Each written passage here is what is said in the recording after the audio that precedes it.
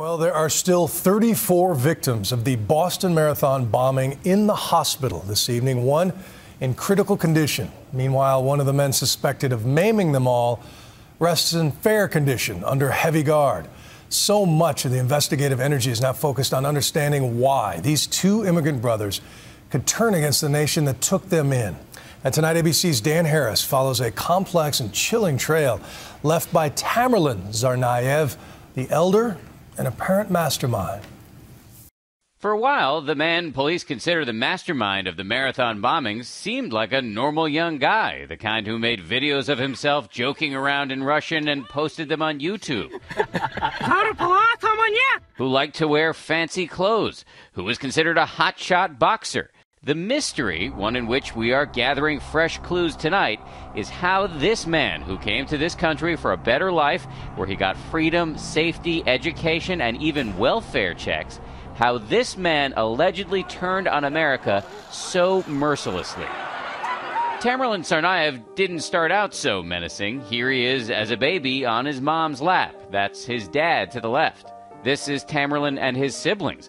The little boy in front, that's his little brother Jahar, who would allegedly grow up to be his partner in terrorism. Tamerlan moved to America with his family from a poor and dangerous part of Russia at age 14. He went to a good high school and showed a lot of promise as a boxer. But things started to go wrong not long after he graduated from high school. This is a mugshot from when Tamerlan was arrested in 2009 for allegedly slapping his then-girlfriend. At the time, he told police he was unemployed. He later met and married another woman named Catherine. Her friends have reportedly said Tamerlan was abusive and controlling with her, too. It was at around this time that family members say Tamerlan, who was never much keen on religion before, started to take a deep interest in Islam. What happened is a terrible thing, but I know that my kids have nothing to do with this. I know it. I am mother. His mother says she pushed him in this direction because she wanted him to stop smoking and drinking so much. My kids would never get involved into anything like that. Somebody radicalized them, but it's not my brother. But his uncle told us today that there was another major influence in Tamerlan's life, a mysterious man known only as Misha, a radical Muslim convert described as a bald, heavyset man with a red beard. Under Misha's sway, Tamerlan reportedly gave up boxing and his study of music. In Russia today, Tamerlan's mother told us the idea that Misha negatively influenced her son is nonsense. But it's pretty clear that whoever was influencing him, Tamerlan was becoming increasingly severe.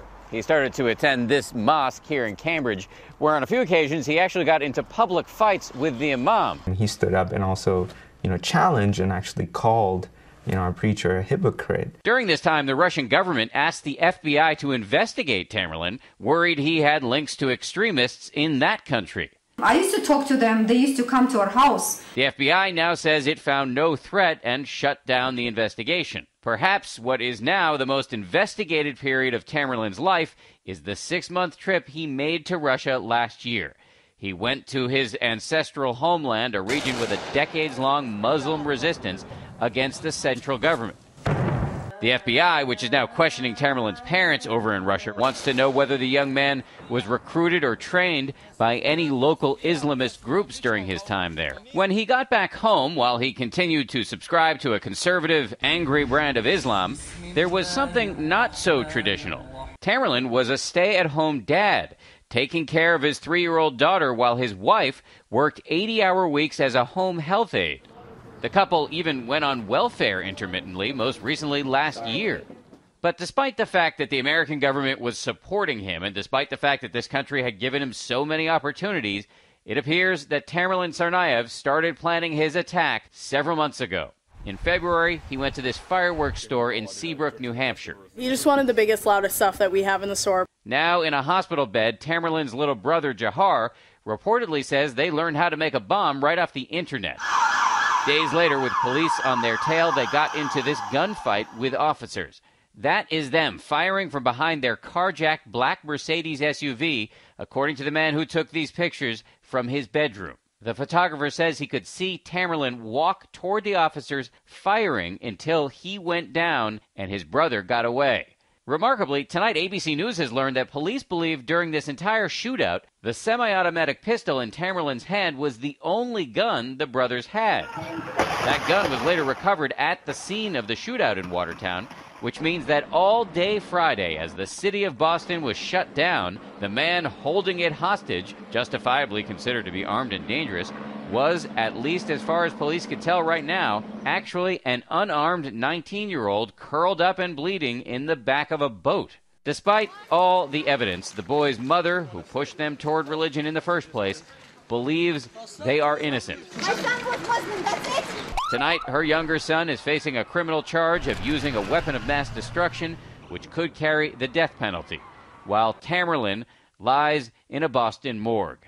Nobody has stepped forward to claim his body. For Nightline, this is Dan Harris in Boston.